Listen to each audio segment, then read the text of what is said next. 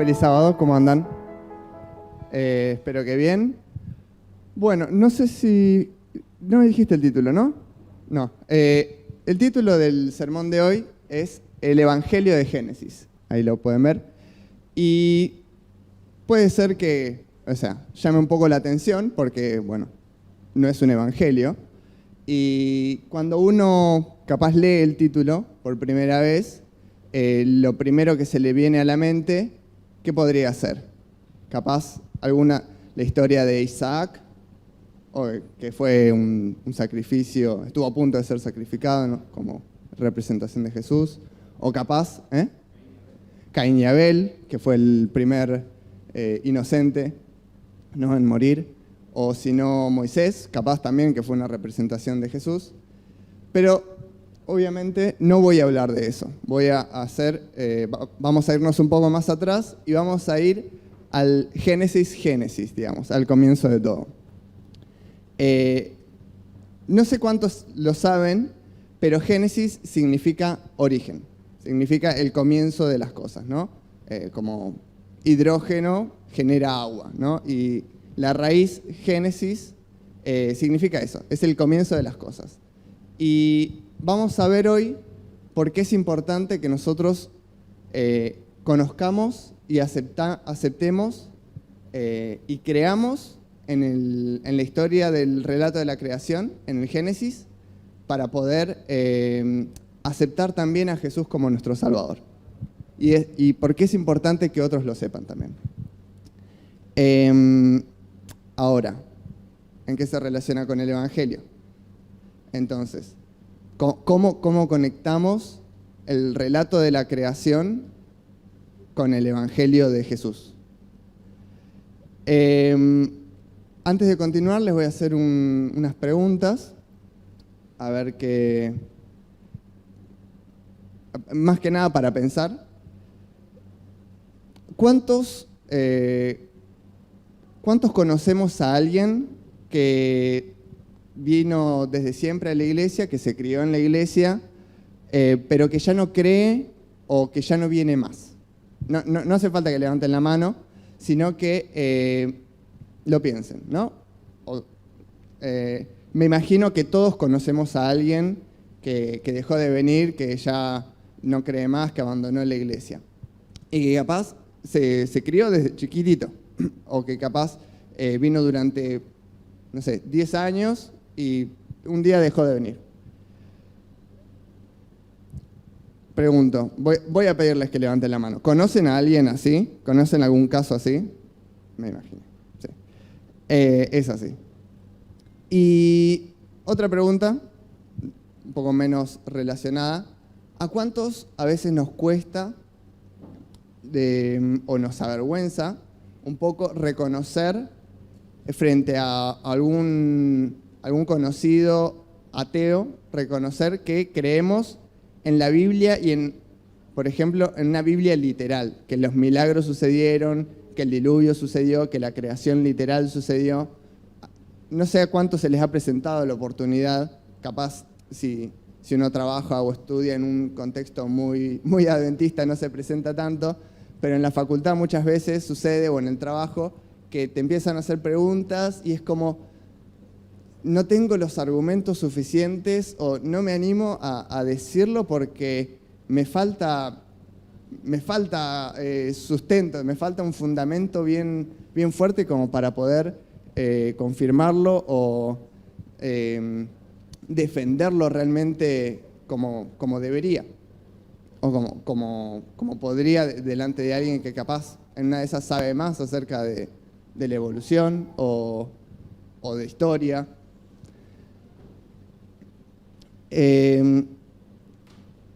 Y yo creo que tenemos un poco un problema, no es algo que yo creo en realidad, es un problema que enfrenta nuestra iglesia, que mucha gente, especialmente los jóvenes, abandonan muy fácilmente la iglesia. Es muy fácil, especialmente ahora en los tiempos de pandemia, es muy fácil flaquear, es muy fácil debilitarse y ante cualquier tempestad o problema dejar de de venir, de congregarse o dejar de hacer un culto diario, como decía Jona. Y sucede, o sea, 1/3 de los convertidos en la iglesia adventista abandona la iglesia. O sea, de cada 3 personas que se bautizan, 1 se va, por lo menos. Y es, o sea, no es algo que digo yo, es una estadística, ¿no? Y en los jóvenes es mayor, en realidad.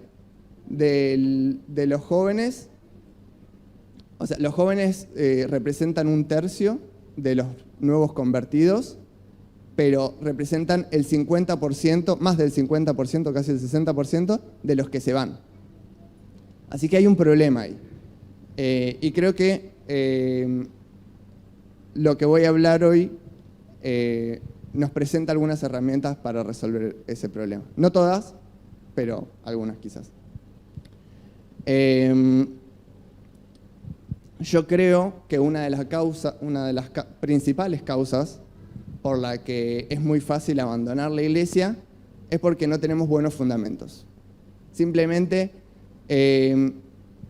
muchos nos hemos convertido o se han convertido por un aspecto de la Biblia, pero no hemos construido un buen cimiento, no hemos echado unas buenas raíces que nos permitan aferrarnos incluso en los momentos de dificultad.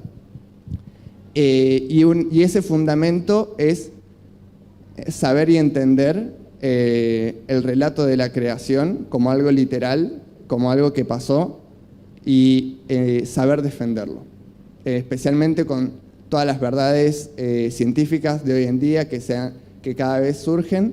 Creo que necesitamos poder fundamentarlo bien, poder defenderlo, poder argumentarlo de una manera que nos permita no tumbarnos ante una dificultad.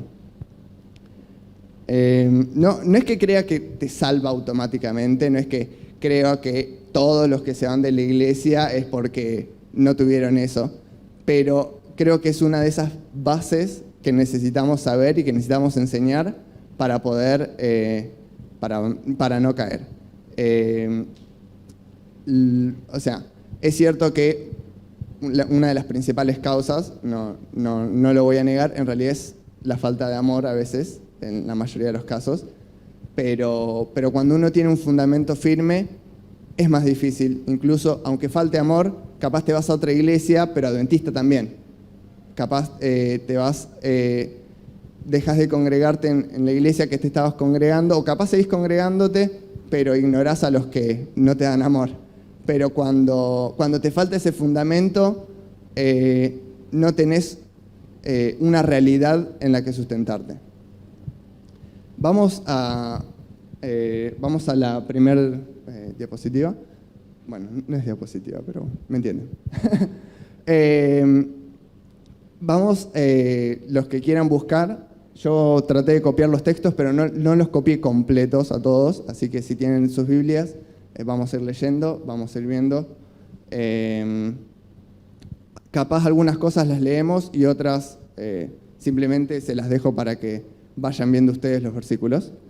Mateo 7, versículos 24 al 27, nos cuenta la historia, una historia muy conocida por todos, que es la historia es la parábola de la casa del hombre prudente y del imprudente, ¿no?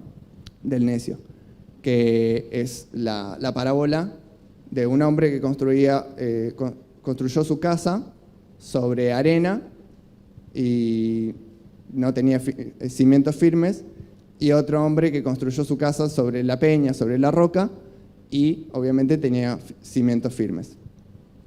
Y cuando vinieron las tempestades, cuando hubo problemas, vinieron las inundaciones, todo, la casa del hombre sabio que construyó la casa sobre la roca se mantuvo firme, y la del hombre necio se vino abajo. Creo que es bastante obvio lo que quiero decir, pero ese fundamento es Cristo. Y ese fundamento también es toda la Biblia. Ese fundamento también es la creación, es parte de la Biblia. Y yo creo que cuando convertimos a alguien, cuando les enseñamos de la Biblia, no arrancamos por contarles la historia de Génesis. ¿Cuántos han arrancado a convertir a alguien contando la historia del Génesis? No sé si alguien puede levantar la mano en este caso. Y sin embargo, cuando uno cuenta una historia, no la cuenta a partir de la mitad. Y la vida de Jesús está en la mitad de la Biblia, más o menos, incluso más hacia el final. No digo que hay que hacer un repaso literal de toda la Biblia antes de poder convertir a alguien, pero sí creo que hay que arrancar por el comienzo. O sea, no podemos contar una historia partiendo de la mitad y pretender que entiendan todo, que entiendan la historia completa, que entiendan la visión completa, si les falta la mitad de la historia. Si comenzamos desde el principio, desde el origen de todo, entonces todo lo demás pasa a tener sentido. Si no tenés el fundamento de todo lo que relata en los primeros 2-3 capítulos, o hasta el 6 por ahí, incluso, las paredes y el techo de la construcción de tu fe se va a venir abajo ante cualquier cosa que te haga dudar. Si el Génesis no es verdad, ¿cómo puede ser verdad todo lo que viene después?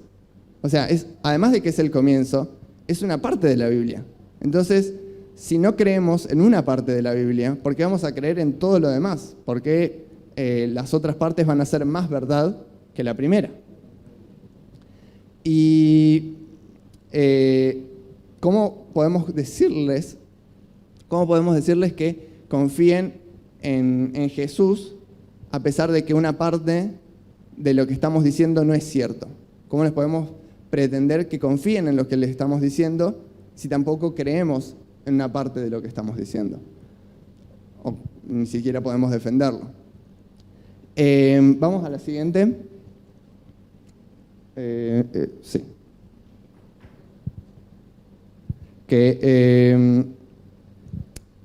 Podemos ver que en el relato de la creación tenemos los fundamentos para muchas de las cosas, de las creencias que tenemos nosotros como adventistas, que compartimos nosotros.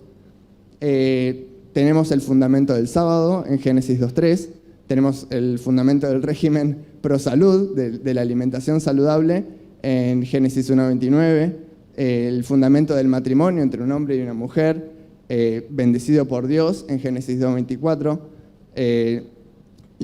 tenemos las personas de la divinidad en Génesis 1, 1 y 2 y en el 26.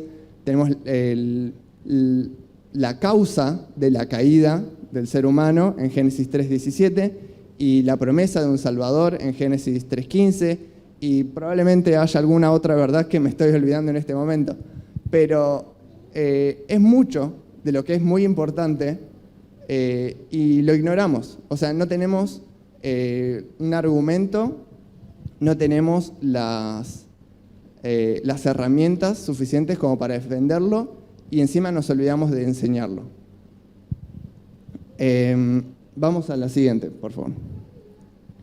Incluso en el mensaje de los 3 ángeles de Apocalipsis 14:7 tenemos que dice, el primer ángel dice que debemos adorar al que hizo, al que creó, ¿qué cosa? El cielo y la tierra, el mar y las fuentes de las aguas. La crisis final, el enfrentamiento final que vamos a tener en el fin de los tiempos va a ser acerca de una cuestión de adoración. Vamos a enfrentarnos, en cierto sentido, los que adoramos a Dios contra los que adoran a Satanás. Pero tenemos que saber por qué adoramos a Dios. O sea, tenemos que entender y poder defendernos por qué lo adoramos. Y lo adoramos por 2 razones. Porque nos creó y porque nos redimió. Y si nos falta una, Entonces, es como estar parado en un pie. Después de un rato nos vamos a caer. Sí, vamos a mantener el equilibrio un tiempo, pero nos vamos a caer a fin de cuentas. Y necesitamos poder tener los dos pies firmes y bien plantados como para poder no tambalearnos y no caer. Si no se entienden las causas del pecado, como decía hace un rato, porque no entendemos o no creemos que el hombre se alejó de Dios y fue el que comió del fruto y es el culpable de esta distancia y que hemos caído. Si no entendemos esa necesidad de la salvación, si no entendemos la causa del pecado, no entendemos que tenemos una necesidad de salvación. Si vos vas y le decís a alguien en la calle, Jesús te puede salvar de tus pecados. ¿Qué pecado? O sea, yo no hice nada malo, te va a decir. No, bueno, pero nosotros hacemos estas cosas malas. Sí, pero ¿por qué son malas? Y si no tenemos las razones de esta separación, si no las entendemos, si no las explicamos antes, no va a haber una necesidad de un Salvador, si no hay una caída anterior. Y capaz alguno piense, pero Juan el Bautista y Jesús no le enseñaban acerca del Génesis a las personas que les predicaban. ¿Alguien se acuerda a Jesús predicando, o a Juan el Bautista predicando acerca del Génesis? O sea, Jesús menciona acerca de los días de Noé, pero como que van a estar en relación con su venida. Y siempre hablan del arrepentimiento, siempre hablan mucho del arrepentimiento. Pero hay una diferencia muy importante que vamos a ver ahora y que nos demuestra por qué tenemos que cambiar nuestra forma de presentar el mensaje de la Biblia. Tenemos distintos métodos de predicación, sabemos que hay distintos métodos de predicación y no podemos cortar con la misma vara a todas las personas a las que les hablamos, no podemos predicar de la misma manera a todo el mundo. Y vamos a ver por qué, y vamos a ver algunos ejemplos. En Hechos 7 tenemos la historia de Esteban, el mártir, que les empezó a predicar o a explicar a los fariseos, a los que lo acusaban de blasfemar, les empezó a contar acerca de Jesús, pero empezó a contarles acerca de Jesús desde Moisés. Empezó a contarles cómo toda la historia bíblica explicaba y predecía la venida de Jesús como el Mesías y de cómo todo lo que fue diciendo la Biblia desde Moisés hasta el presente de su tiempo, Jesús lo fue cumpliendo. Jesús fue ese Mesías que venían mencionándose y que las profecías venían anticipando. Después tenemos en Hechos 17, del 22 al 32, tenemos a Pablo. Pablo también, cuando le predica a los atenienses y les predica acerca de todo. Les predica del Creador primero, les predica a Jesús resucitado y les predica del juicio venidero, ¿no? Pero arranca por el Dios creador de todo.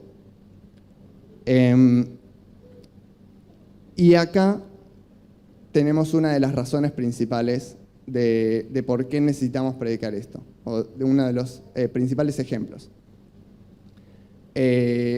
Pablo, en esta situación, le estaba predicando a los atenienses, a gente que no tenía ningún conocimiento previo del Dios hebreo, del Dios creador de todo el universo. Tenían muchos dioses y vamos a ver un poco algunos versículos ahora,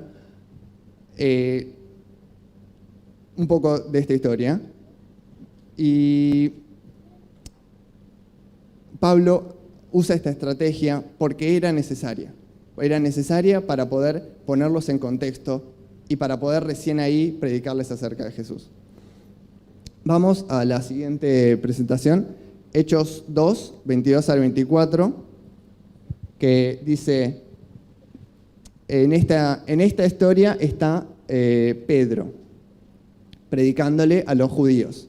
No sé si se acuerdan, pero esto es después del Pentecostés, cuando les desciende el Espíritu Santo, y les cuenta, varones israelitas, escuchen mis palabras. Jesús Nazareno, que fue el varón que Dios aprobó entre ustedes por las maravillas, prodigios y señales que hizo por medio de él, como ustedes mismos lo saben, fue entregado conforme al plan determinado y al conocimiento anticipado de Dios, y ustedes lo aprendieron y lo mataron por medio de hombres inicuos, crucificándolo. Pero Dios lo levantó, liberándolo de los lazos de la muerte, porque era imposible que la muerte lo venciera. Y ahí Pedro no predicó acerca del Génesis, porque le estaba predicando a judíos, a gente que ya había sido predicada acerca del Génesis durante toda su infancia y durante toda su vida. Entonces, no hacía falta. Arrancó directamente desde Jesús, desde lo que había sucedido hace un tiempo, porque ya lo sabían, ya sabían todo lo anterior. Ahora, si vamos a la siguiente, ahí vemos, no sé si se llega a leer bien el esquema, pero tenemos los cimientos primero, que es el conocimiento de la creación y de Dios, el origen del pecado, que eso lleva a la muerte, y ahí encima se construye la siguiente etapa, que es Jesús crucificado y resucitado de entre los muertos, que es lo que es el poder que viene para salvarnos. Y la esperanza que tenemos por encima de todo esto es la consumación de todas las cosas, donde ya no va a haber más muerte, donde vamos a ser salvos finalmente. Pero primero es necesario la creación, entender el origen del pecado también, el origen de todo. Vamos a la siguiente. Entonces, los judíos, uy, se desacomodó un poco, bueno, tenían la creación, tenían a Dios, el origen del pecado y de las causas de la muerte, y entonces Pedro podía construir sobre esa base y predicarles acerca de todo lo otro. Vamos a la siguiente. Y entonces, más adelante en ese capítulo, podemos ver en Hechos 2:41 qué es lo que sucedió. Fue así como los que recibieron su palabra fueron bautizados, y ese día se añadieron como 3.000 personas. En un día, un grupito de personas chiquito se bautizaron. ¿Por qué fue un milagro? ¿Por qué fue posible ese milagro? Porque ya había una construcción previa de conocimiento, de fundamentos, que facilitaron esa tarea para que sea posible. Cuando uno ya lo comprende, es más fácil. Por eso, hoy en día quizás, no sé si hasta que no sea el tiempo bien del fin, el tiempo final del fin, no sé cuánto más vamos a ver conversiones así de masivas, porque vivimos en un mundo que no tiene ese fundamento. Vamos a la siguiente. En Hechos 17, más adelante, Pablo le está predicando a esto que les venía diciendo de los atenienses. Hechos 17, del 23 al 26. Acá tengo el 23 y el 24 nomás. Si quieren leer un poco antes, también pueden ver un poco más del contexto ahí. Pero Pablo está ahí visitando Atenas, y cuando pasea, encuentra un altar al Dios no conocido, porque adoraban tantos dioses que dijeron, bueno, vamos a poner un altar más por las dudas, si nos falta algún dios, y lo adoramos también a ese. Y dice, pues mientras pasaba y miraba vuestros monumentos sagrados, hallé también un altar en el cual estaba esta inscripción, al Dios no conocido. A aquel pues que vosotros honráis sin conocerle, a este yo os anuncio. Este es el Dios que hizo el mundo y todas las cosas que hay en él, y como es el Señor del cielo y de la tierra, él no habita en templos hechos de manos. Y bueno, Pablo sigue hablando, ¿no? y les explica, sigue explicando acerca de la función y de la posición de Dios como creador, y pasa a hablarles después acerca de Jesús resucitado. Pero primero les explica lo anterior. Probablemente no lo haya dicho así en 2 versículos, ¿no? Estuvieron, me imagino, un rato largo predicando, pero arrancó por ahí. Vamos a la siguiente. Entonces, Pablo tenía toda esa estructura, tenía esos fundamentos armados, pero los griegos no. Los griegos tenían un origen sin Dios y no tenían entonces ninguna razón para el pecado o para la muerte. No había un origen del mal como lo tenemos nosotros. Entonces, no tenían hacia dónde construir, no podían empezar a desarrollar ese conocimiento sin que Pablo antes les presente la verdad de la creación. Y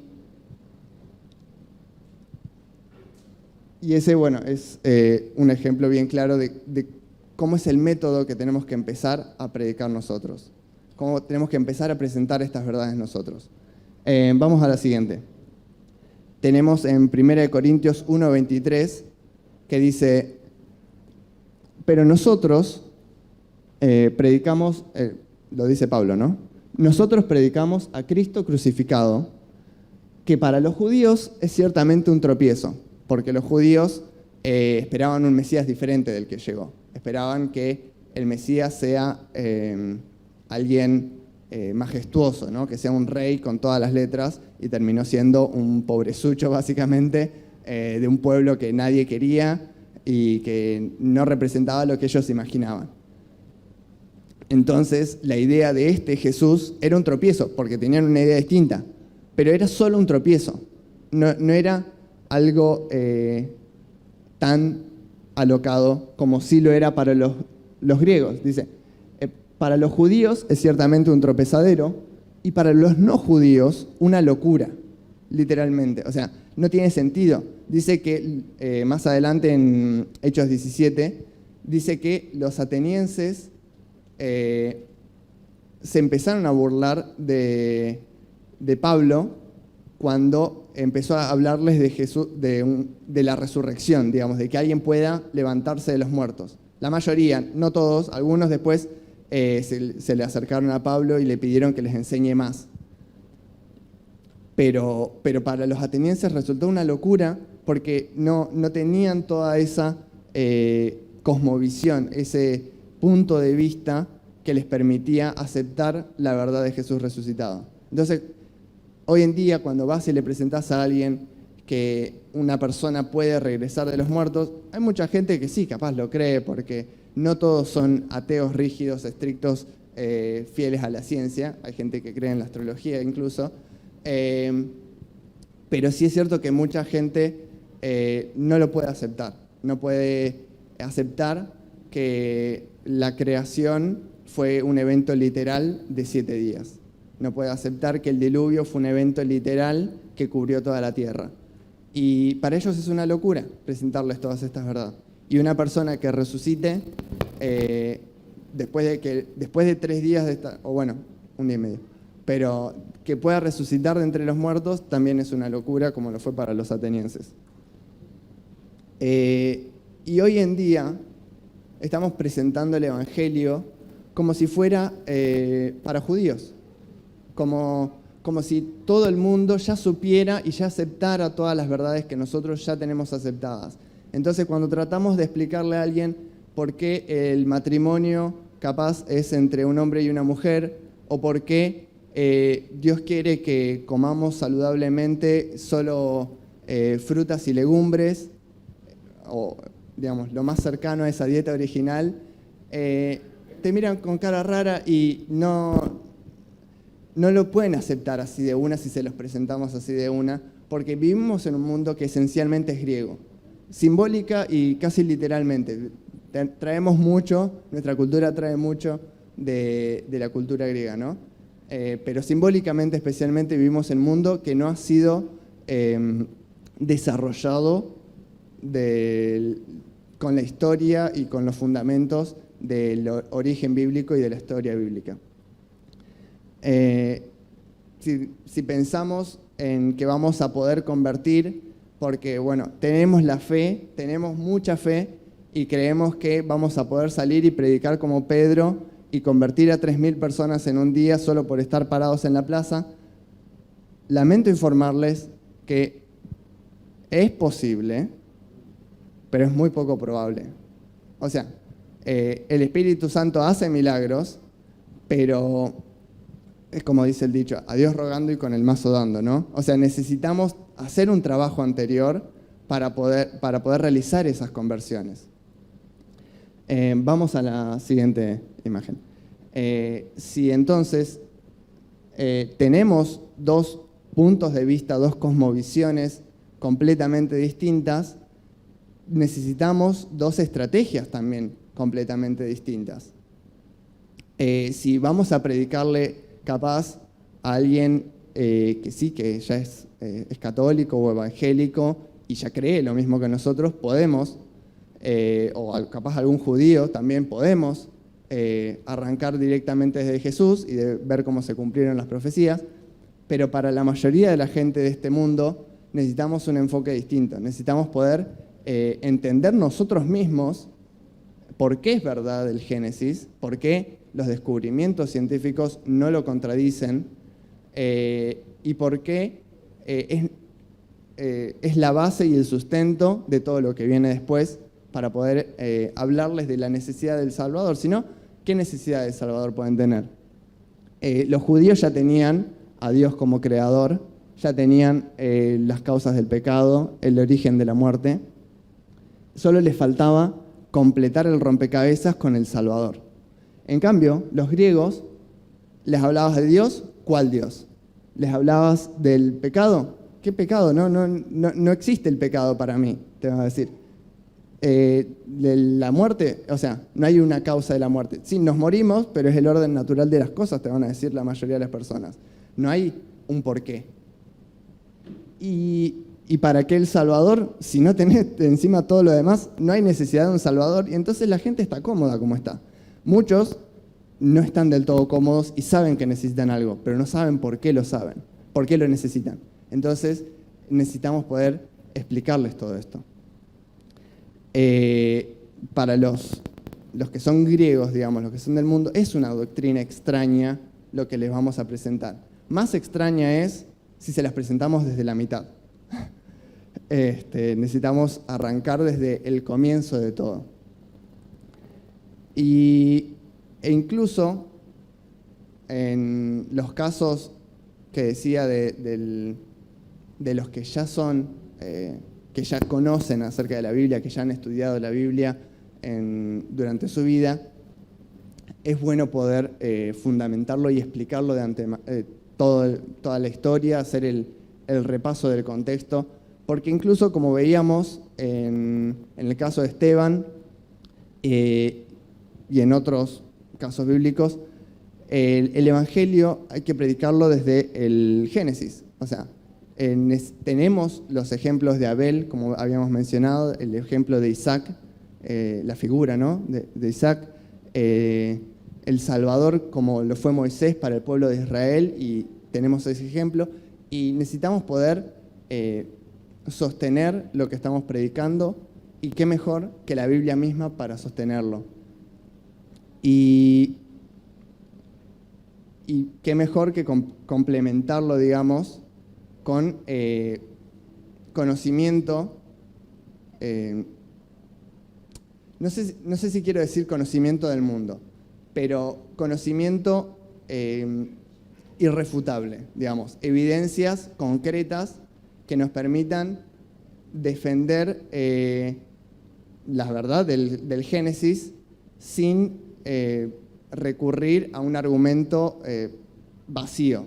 Hay gente que te va a decir capaz que los dinosaurios son una invención de Satanás y que no existen, y que en realidad los huesos son todos falsos, cuando en realidad existieron y bueno, simplemente se extinguieron, es la realidad. Y tenemos que saber por qué es posible que los animales que que entraron al arca pudieron entrar. Hoy hay como 20, 30 millones de especies animales en el mundo y obviamente no entrarían en un arca. Pero hay que entender por qué es posible. Por ejemplo, me voy a ir un poco por la tangente.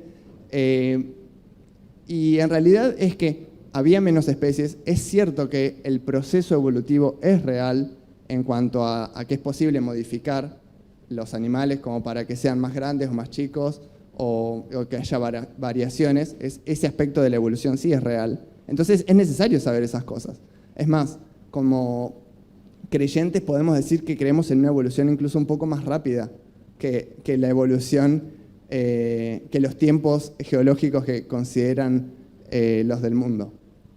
Y entonces, si uno toma en cuenta eso, que había menos especies, que capaz entraron al arca las crías de las especies y no animales adultos, que además, bueno, obviamente los animales acuáticos no entraron al arca, y entonces, cuando uno sabe eso, puede fundamentar que sí, capaz, entre 10.000 y 20.000 animales podrían haber entrado en el arca y era suficiente para lo que tenemos hoy en día.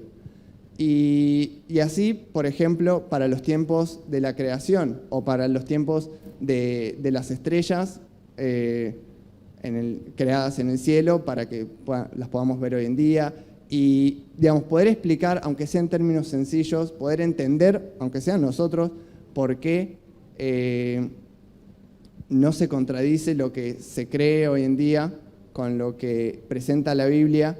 Necesitamos poder saberlo para que no se nos burlen, para que podamos defender. No es que necesitamos defender a Dios porque Dios no necesita que lo defendamos. Necesitamos poder defendernos nosotros de qué es lo que creemos. Necesitamos poder quedar bien parados y no simplemente con las manos vacías, con un argumento, nos tiran un argumento y nos quedamos así y ya no podemos defender más y nos dicen, bueno, ya está. O sea, no me pudiste defender esto, que es lo más básico, ponele, y listo. No necesito creer en lo que me vayas a presentar, te van a decir, porque si lo primero no es verdad, lo segundo tampoco. Entonces, a veces nos falta un poco de eso.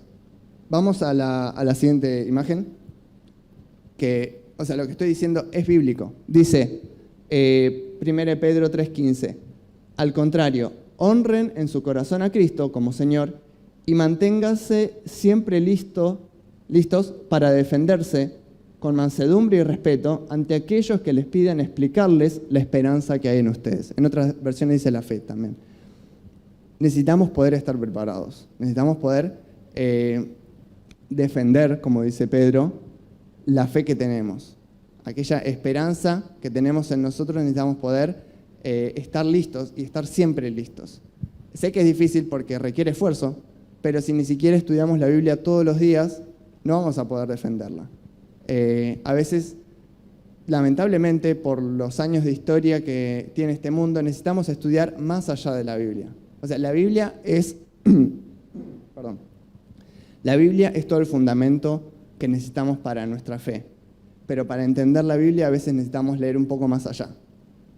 ¿Es necesaria para la salvación saber el funcionamiento del carbono 14? No. Pero sirve para poder quizás construir las bases para que otro se convenza, para que nosotros no nos caigamos tan fácilmente.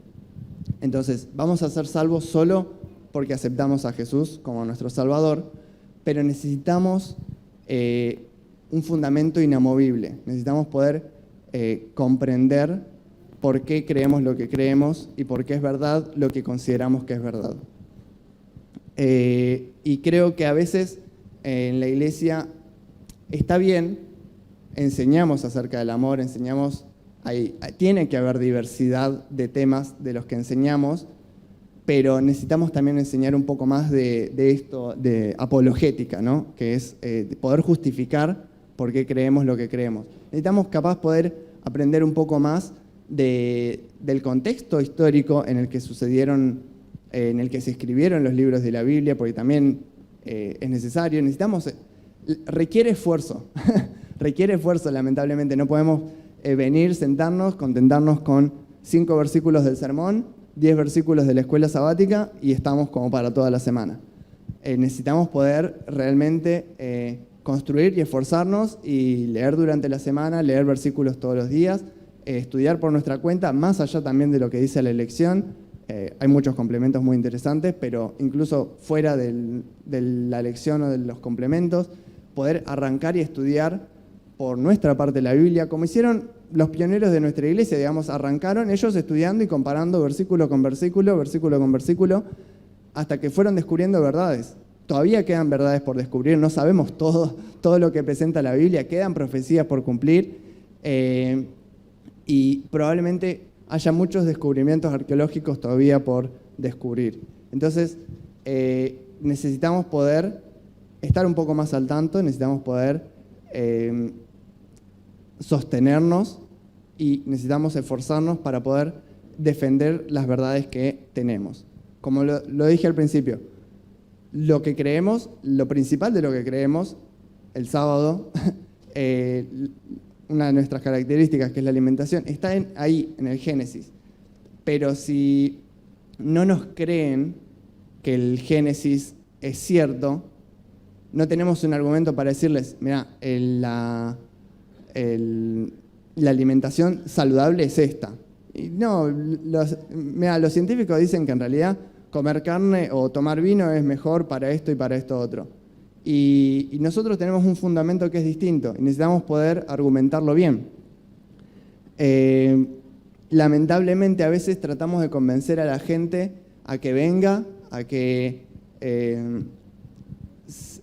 tratar de atraerlos a la iglesia con unas pizzas o con música que sea más parecida a los gustos, que suene más similar a los del mundo, ¿no? O tratamos de organizar algún evento que nada tiene que ver con la Biblia y capaz nos falta más, no sé, torneos de memorización de versículos o sesiones de estudio de la Biblia, pero bien, digamos, no es algo que viene una persona, presente el tema y nos vamos todos para casa, sino que podamos todos estudiar y participar del estudio activo de la Biblia.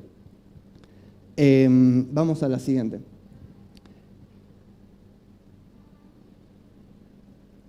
Bueno, entonces, para ir un poco cerrando, tenemos una misión específica. Como cristianos tenemos esta misión que es en Mateo 28, 19, que es la que Jesús le dio a los discípulos, que dice, por tanto vayan y hagan discípulos en todas las naciones y bautícenlos en mi nombre. Y tenemos que hacer eso, digamos, esa es nuestra misión. Pero para poder hacerlo, no basta simplemente con presentar a Jesús crucificado. En el contexto en el que vivimos, que es un contexto griego, porque la mayoría de los que estamos acá no fuimos educados, creo, en una escuela adventista, probablemente muchos sí, pero no necesariamente. Y la mayoría de las personas no son educadas en escuelas cristianas, y menos adventistas, obviamente. Y el contenido que recibimos todos los días en el celular, en los medios, en las redes sociales, en la televisión, las películas que vemos, la música que escuchamos, es todo griego, entre comillas, ¿no? Es todo griego y no hay casi nada judío. Entonces, no podemos pretender que estar consumiendo durante toda la semana material griego, escuchar música del mundo, ver películas o series del mundo, o libros o lo que sea del mundo, y hacer un corte. Bueno, hoy, el sábado, hago las cosas de Dios y después se pone el sol y arranco de vuelta con lo secular, digamos.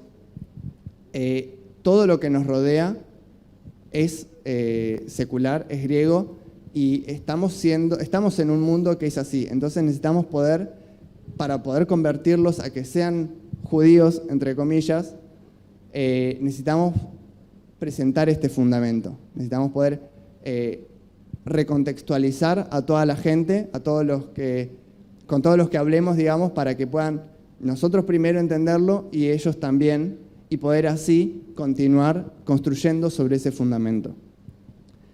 La Biblia enseña muy claramente que la muerte y el mal existen como consecuencia del pecado original de Adán y Eva. Y para librarnos de esas consecuencias, necesitamos un Salvador, es así, necesitamos a Jesús como nuestro Salvador. Y Él cumplió todo lo profetizado desde Génesis mismo, desde Génesis 3, hasta pasando por todos los profetas, hasta el Nuevo Testamento, cumplió todo y va a cumplir lo que prometió, va a cumplir la segunda venida que prometió, nos va a venir a buscar, va a resucitar a aquellos que murieron, va a llevarnos a las mansiones celestiales y nos invita a que podamos ser libres, nos invita a que aceptemos las verdades de su palabra y nos invita a que podamos unirnos con Él en la tierra nueva. Necesitamos creer en todo esto para poder creer también que Él viene pronto, que nos viene a buscar y que nos va a liberar del pecado finalmente del pecado, de la muerte eterna que ya no va a existir más. Entonces, nos invita a esto y la pregunta que nos queda es, ¿vamos a aceptar? ¿Vamos a invitar a otros a aceptarlo? ¿Vamos a hacer el esfuerzo para que la obra del Espíritu Santo pueda hacerse? No lo mencioné, no lo puse, pero la parábola del sembrador es muy clara. La tierra fértil es donde surgen las buenas semillas. Si no aramos primero la tierra, si no hacemos el trabajo previo, vamos a estar sembrando sobre rocas o espinos y no va a crecer. Esa es la realidad. Necesitamos poder hacer ese trabajo previo para que el Espíritu Santo pueda hacer nacer de nuevo a la gente, para que pueda crecer esa semilla y podamos compartir de las bendiciones que Dios tiene preparadas para nosotros. Amén.